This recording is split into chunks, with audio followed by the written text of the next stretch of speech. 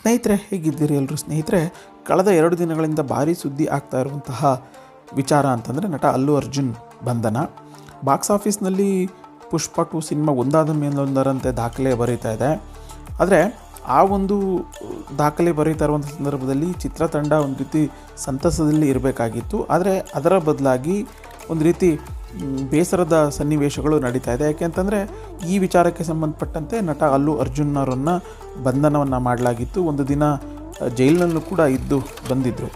ಹೈದರಾಬಾದ್ನ ಸಂಧ್ಯಾ ಚಿತ್ರಮಂದಿರದಲ್ಲಿ ಪುಷ್ಪ ಸಿನಿಮಾದ ಪ್ರೀಮಿಯರ್ ಶೋ ನಡೀತಾ ಇರುವಂಥ ಸಂದರ್ಭದಲ್ಲಿ ರೇವತಿ ಎನ್ನುವಂಥ ಒಂದು ಮಹಿಳೆ ಕಾಲ್ತೊಳೆತಕ್ಕೆ ಸಿಲುಕಿ ತನ್ನ ಪ್ರಾಣವನ್ನು ಕಳೆದುಕೊಂಡಿದ್ಲು. ಜೊತೆಗೆ ಆಕೆಯ ಮಗ, 7 ವರ್ಷದ ಮಗ ಇದ್ದ ಅವನಿಗೂ ಕೂಡ ಗಂಭೀರವಾದಂಥ ಗಾಯಗಳಾಗಿದ್ದು ಸದ್ಯ ಆತ ಈಗ ಚಿಕಿತ್ಸೆ ಪಡೀತಾ ಇರುವಂಥದ್ದು. ಈ ಸಂಬಂಧಪಟ್ಟಂತೆ ಮೃತಳ ಪತಿ ಏನಿದ್ದಾರೆ ಆತ ಒಂದು ದೂರನ್ನು ಕೂಡ ಕೊಟ್ಟಿದ್ರು. ಈ ರೀತಿ ಸಿನಿಮಾ ಪ್ರೀಮಿಯರ್ ಶೋ ನೋಡಲಿಕ್ಕೆ ಹೋದಂಥ ಸಂದರ್ಭದಲ್ಲಿ ನನ್ನ ಪತ್ನಿ ಸಾವನ್ನಪ್ಪಿದ್ದಾಳೆ ಅಂಥೇಳಿ ದೂರನ್ನು ಕೊಟ್ಟಿದ್ಲು. ದೂರು ಕೊಡ್ತಾ ಇದ್ದಂತೆಯೇ ಅಲ್ಲು ಅರ್ಜುನ್ ವಿರುದ್ಧ ಒಂದು ಕೇಸ್ ಕೂಡ ದಾಖಲಾಗುತ್ತೆ. ಅದಾದ ನಂತರ ಆತನನ್ನು ಜೈಲಿಗೆ ಕೂಡ ಕಳಿಸಲಾಗಿತ್ತು. ಬಳಿಕ ಮಧ್ಯಂತರ ಜಾಮೀನನ್ನು ಪಡೆದು ಮರುದಿನ ಬಂಧನ ಇವತ್ತಾಗತ್ತೆ. ಮರುದಿನ ಮಾರನೇ ದಿನ ಆತ ಅಲ್ಲು ಅರ್ಜುನ್ ಜೈಲಿಂದ ಬಿಡುಗಡೆ ಆಗಿ ಆಚೆ ಬರ್ತಾರೆ. ಇದೀಗ ಈ ವಿಚಾರಕ್ಕೆ ಸಂಬಂಧಪಟ್ಟಂತೆ ಸಾಕಷ್ಟು ಪರ ವಿರೋಧಗಳು ಕೂಡ ಕೇಳಿಬರ್ತಾಯಿದೆ. ಒಂದು ಕಡೆ ನಟ ಅಲ್ಲು ಅರ್ಜುನ್ ಜೈಲಿಂದ ಆಚೆ ಬರ್ತಾ ಇದ್ದಂತೆಯೇ ಆತನ ಮನೆಯ ಮುಂಭಾಗ ಸಾಕಷ್ಟು ಅಭಿಮಾನಿಗಳಾಗಿರ್ಬೋದು, ಜೊತೆಗೆ ಸಿನಿಮಾ ನಟರು, ಸಿನಿಮಾ ಕ್ಷೇತ್ರದ ದಂಡೆ ಅಲ್ಲಿ ಹೋಗಿ ಆತನಿಗೆ ಒಂದು ರೀತಿ ಸಾಂತ್ವನ ಹೇಳುವಂಥ ಕೆಲಸವನ್ನು ಮಾಡಿದರು. ಜೊತೆಗೆ ಬೇರೆ ಬೇರೆ ಸಿನಿಮಾ ಕ್ಷೇತ್ರದ ನಟ ಉಪೇಂದ್ರ ಆಗಿರ್ಬೋದು, ಬೇರೆ ಬೇರೆ ರಾಜ್ಯದ ಅಥವಾ ಬೇರೆ ಬೇರೆ ಭಾಷೆಗಳ ಚಿತ್ರ ನಟರು ಕೂಡ ಅಲ್ಲಿ ಹೋಗಿ ಅಲ್ಲು ಅರ್ಜುನ್ ಅವರಿಗೆ ಒಂದು ಸಾಂತ್ವನ ಹೇಳುವಂಥ ಕೆಲಸವನ್ನು ಮಾಡಿದರು. ಇದರ ಬೆನ್ನಲ್ಲೇ ಇದೀಗ ಸಾಮಾಜಿಕ ಹೋರಾಟಗಾರ ಆಗಿರುವಂಥ, ಜೊತೆಗೆ ಕನ್ನಡದ ನಟ ಆಗಿರುವಂತಹ ಅಹಿಂಸಾ ಚೇತನ್ ಒಂದು ಪ್ರತಿಕ್ರಿಯೆಯನ್ನು ಕೂಡ ಕೊಟ್ಟಿದ್ದಾರೆ. ನಟ ಅಲ್ಲು ಅರ್ಜುನ್ ವಿರುದ್ಧ ದೂರು ದಾಖಲಾಗಿ ಜೈಲು ಸೇರ್ಕೊಂಡ್ರು. ಅದಾದ ನಂತರ ರಾಜಕೀಯ ಮಧ್ಯಪ್ರವೇಶ ಮಾಡಿದೆ ಅಂತಂದರೆ ರಾಜಕೀಯ ಪ್ರೇರಿತವಾಗಿಯೇ ನಟ ಅಲ್ಲು ಅರ್ಜುನ್ ಬಂಧನ ಆಗಿತ್ತು ಅಂತೇಳಿ. ಯಾಕೆಂತಂದರೆ ಪ್ರೀಮಿಯರ್ ಶೋ ನಡೆಯುವಂಥ ಸಂದರ್ಭದಲ್ಲಿ ಆತ ಅಲ್ಲು ಅರ್ಜುನ್ ಅಭಿಮಾನಿಗಳನ್ನು ಕುರಿತು ಮಾತನಾಡುವಂಥ ಸಂದರ್ಭದಲ್ಲಿ ಈ ರಾಜ್ಯದ ಮುಖ್ಯಮಂತ್ರಿ ಅನ್ನುವಂಥ ವಿಚಾರದಲ್ಲಿ ಅವರು ಹೆಸರನ್ನು ಮರೆತು ಬಿಡ್ತಾರೆ.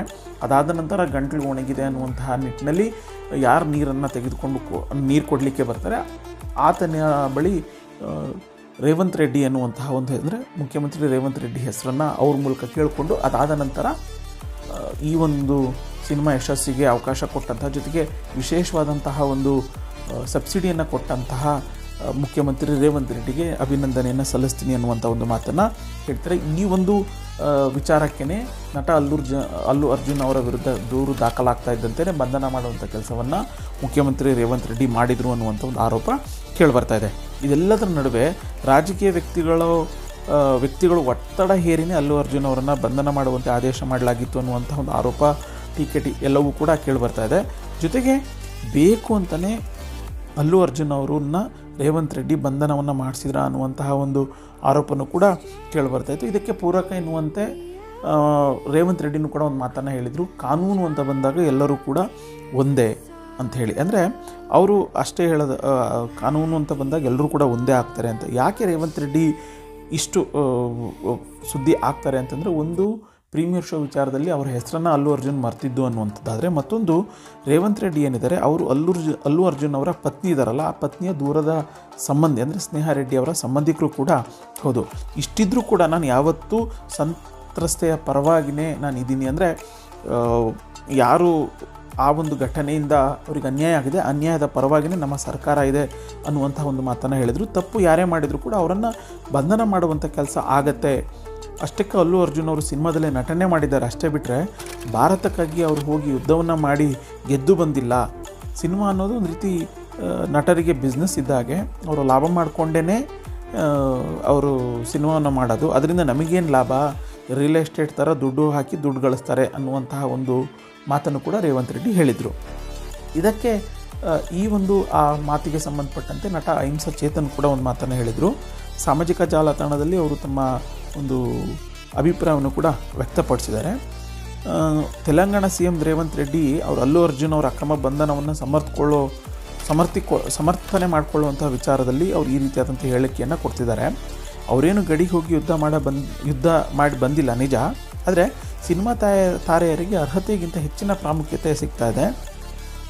ಅನ್ನುವಂಥ ಒಂದು ಮಾತನ್ನು ಹೇಳೋದ್ರ ಮೂಲಕ ನಿಮ್ಮ ಕೊಡುಗೆ ಏನು ಸಿ ಎಂ ರೆಡ್ಡಿ ಅವರೇ ಅನ್ನುವಂಥ ಒಂದು ಪ್ರಶ್ನೆಯನ್ನು ಕೂಡ ಮಾಡಿದ್ದಾರೆ. 140 ವರ್ಷಗಳಿಂದ ಹೆಚ್ಚು, ಅಂದರೆ 140 ವರ್ಷಗಳಿಂದ ಹೆಚ್ಚು ಕಡಿಮೆ ನೀವು ಕಾಂಗ್ರೆಸ್ಗೆ ನೇರವಾದಂತಹ ಒಂದು ಫಲಾನುಭವಿ ಆಗಿದ್ದೀರಾ ನೀವು. ಹೀಗಾಗಿ ನೀವು ನಿಮ್ಮ ಕೊಡುಗೆ ಏನು ಅನ್ನುವಂತಹ ಒಂದು ಪ್ರಶ್ನೆಯನ್ನು ಕೂಡ ಅವರು ಮಾಡಿರುವಂಥದ್ದು.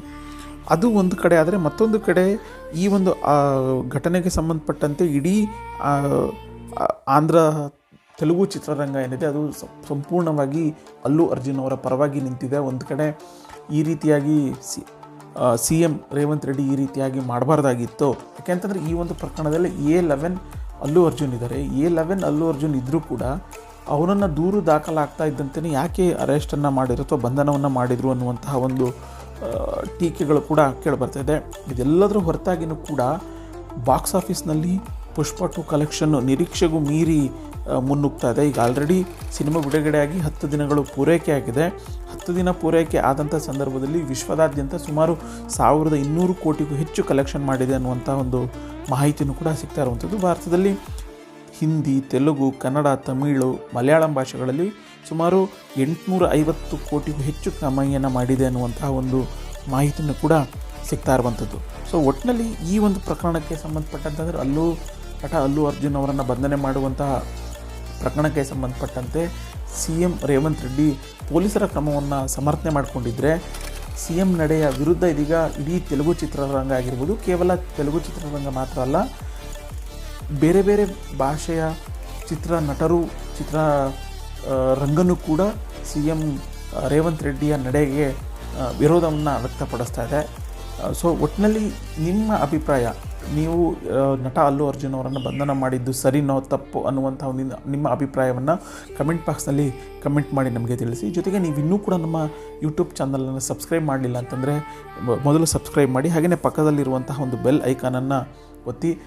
ಇದಾದ ನಂತರ ಅಂದರೆ ಬೆಲ್ ಐಕಾನನ್ನು ಒತ್ತಿದ ತಕ್ಷಣ ನಿಮಗೆ ನಾವು ನೋಟಿಫಿಕೇಷನ್ ಬರುತ್ತೆ. ನಾವು ಯಾವುದೇ ಒಂದು ವೀಡಿಯೋವನ್ನು ಅಪ್ಲೋಡ್ ಮಾಡ್ತಾ ಇದ್ದಂತೆ ನಿಮಗೆ ನೋಟಿಫಿಕೇಷನ್ ಬರುತ್ತೆ. ಧನ್ಯವಾದಗಳು.